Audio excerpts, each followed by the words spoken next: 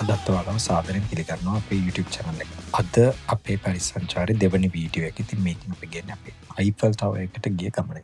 ඉතින් Eiffel Tower එකට යද්දී ටිකට් ගන්න ඕනේ පළවෙනිම එක. ඉතින් ටිකට් ගන්න නම් ඕගලන්ට ඔප්ෂන්ස් කීපයක් තියෙනවා. එතන ටිකට් කවුන්ටර් එකෙන් ගන්න පුළුවන්. එහෙම නැත්නම් in advance book කරන්න පුළුවන්. ඉතින් මේ ටිකට්ස් උත් වර්ග කීපයක්ම තියෙනවා. එකක් තමා ඕගොල්ලන්ට පුළුවන් queue එකේ ඉන්නේ නැතුව queue එක skip කරලා යන්න පුළුවන් ටිකට් එක. එහෙම නැත්නම් ෆස්ට් ෆ්ලෝර් එකට හරි සෙකන්ඩ් ෆ්ලෝර් එකට හරි ස්ටෙයාකේස් වලින් යන්න පුළුවන්. එතනින් පස්සේ උඩම ප්ලැට්ෆෝම් එකට යනවා නම් ඒකට වෙනම ටිකට් එකක් ගන්න ඕනේ. එහෙම නැත්නම් යට ඉඳන්ම ලිෆ්ට් එකේ උඩට යන ඔප්ෂන් උත් තියෙනවා. ඉතින් මේ වගේ ඔප්ෂන් කීපයක්ම තියෙනවා. මේ ඔප්ෂන්ස් වලින් කැමතිම දෙයක් ඕගොල්ලන්ට කරන්න පුළුවන්. අපි ඉස්සෙල්ලම ගියේ පොන්ට් දෙකකින් කියන මේ බ්‍රිජ් එකට. මේ බ්‍රිජ් එකෙන් ලස්සන view එකක් තියෙනවා Eiffel Tower එකට. ඊට පස්සේ අපි ගඟ දකින්න දිගේ හිමීට ඇවිදන් tower එක ගාවට ආවා. අපේ ටයිම් එක තිබ්බේ හවස 5:30. ඉතින් මේ මුළු ගමනකටම පැයකට වඩා වෙලාවක් වැය වෙන හන්ද අපි කල්ැතුව මෙතනට ඇවිල්ලා ෆොටෝස් අරගෙන ඔක්කොම කළා. හිමීට tower එක ගාවට ආවා. ඇවිල්ලි ඉවරලා අපේ ටිකට් එකේ තිබ්බ QR code එක ස්කෑන් කළා. අපි කෙලින්ම queue එකට join වුණා. අපිට ඇත්තටම ලොකු queue එකක් set වෙන්න මොකුත් තිබ්බේ නැහැ. මොකද අපි queue එක skip කරන ටිකට් එකක් අරගෙන තිබ්බේ.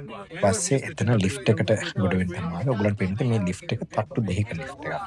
මේ ලිෆ්ට් එක ලෙවල් දෙකකින් ලෝඩ් කරන්න පුළුවන්. ඉස්සෙල්ලාම අපි ලිෆ්ට් එකේ මේ විදිහට ගිහින් ඉවරලා අපි ආවේ දෙවනි තට්ටුවට. සෙකන්ඩ් ෆ්ලෝර් එකට ආවට පස්සේ ලිෆ්ට් එක මාරු වෙනවා. ඒ කියන්නේ මේ ලිෆ්ට් එක නැවතිලා ඊළඟට වෙන ලිෆ්ට් එකකින් යනවා.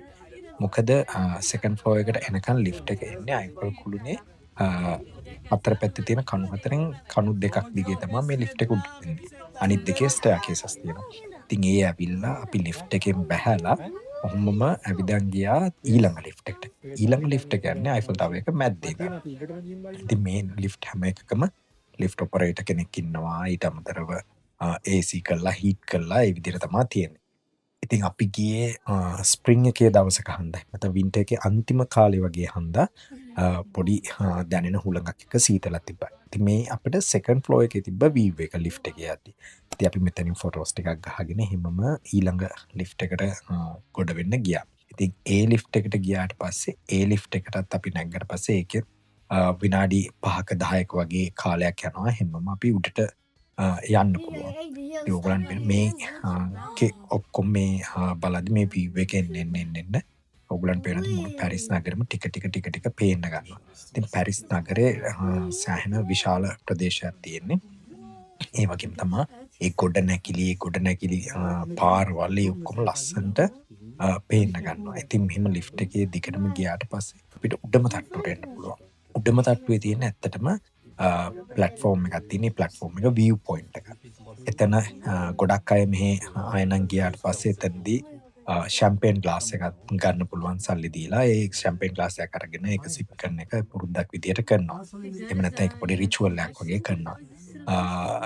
අපි ඇත්තටම මේ ගෝල්ඩන් සන්සෙට් එකත් එක්ක බලාගෙන ගිය ලස්සන ෆොටෝස් ටිකක් ගන්න සහ ඒ view එක ගොඩක් වටින හන්දා. ඉතින් ඕගොල්ලන්ට Eiffel Tower එක උදේ හෝ හවස යන්න තෝරගන්න පුළුවන්.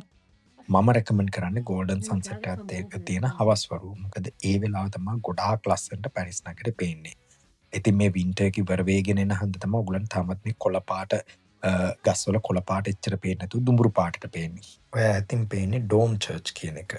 ඉතින් මේ වගේ මේක උඩට ගියාට පස්සේ මුළු පැරිස් නගරෙම විවිධ පැති වලින් බලද්දි වටේටම බලන්න පුළුවන්. ඉතින් මේ Eiffel Tower එක පැත්තකින් මායිම් වෙන්නේ ගඟට, අනිත් පැත්තේ මේ උද්‍යානයත් එක්ක තියෙන මේ වගේ ගොඩනැගිලි ඔයගොල්ලන් පේනවා මේ පාරවල් මේ ඔක්කොම හරිම ලස්සනට පේනවා. ඉතින් මේ ගොඩාක් ගොඩනැගිලි රෙසිඩෙන්ෂල් ගොඩනැගිලි කමර්ෂල් ගොඩනැගිලිත් තියෙනවා. ඊට අමතරව බහුතරයක් ඒවා මිනිස්සු වාසය කරන ගොඩනැගිලි. පැරිස් නගරේ සුන්දරත්වයේ තියෙන ඇත්තට මේ ගොඩනැගිලි වල මේ ආකිටෙක්චර් එකේ එහෙම නැත්නම් ඒවා හදලා තියෙන විදිහේ ඒවා ලක්ෂණවල. ඉතින් මේ උද්‍යානෙදමත් ඕගොල්ලන්ට ලස්සන ෆොටෝස් ටිකක් එහෙම ගන්න පුළුවන් Eiffel Tower එකේ.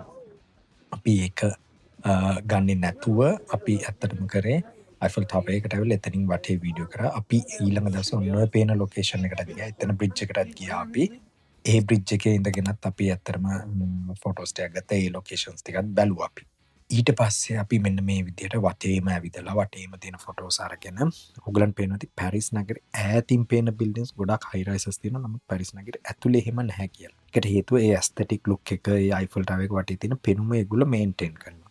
ඉතින් ඇත්තටම ඇතුළට ගියාට පස්සේ ගොඩාක් දේවල් බලන්න තියෙනවා. උඩට ගියාට පස්සේ ගොඩක් ඒවා ප්‍රංශ භාෂාවෙන් තියෙන්නේ. ඉතින් පැරිසියේ අපි දැකපු ලොකුම ගැටලුව තමයි ඉංග්‍රීසි භාෂාව අඩුවෙන් භාවිතා වීම. ඉතින් එතකොට අපි වගේ විසිටර්ස්ලට Google වල සරණ තමා තියෙන්නේ.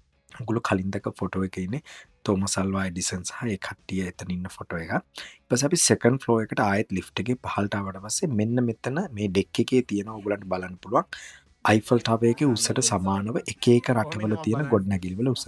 ඉතින් අපි මේක වටේම බලනදී අපිට ලංකාවත් හම්බුණා. ලංකාවේ ඒගොල්ලෝ කම්පෙයාර් කරලා තියෙන්නේ ඇත්තටම මේ අල්ටියා බිල්ඩින් එකට තමයි කම්පෙයාර් කරලා තියෙන්නේ. උස ඒකට වඩා උසින් වැඩි කියලා තමයි කියන්නේ අයිෆල් ටවර් එක. ඉතින් ඒ ඔක්කොම බලලා අපි ඊට පස්සේ හිමම ලිෆ්ට් එකේ පහළට ආවා.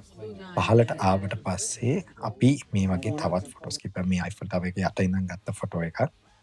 කොහොමද මේ කණු දෙක මේක පිරලා තියෙන්නේ කියලා.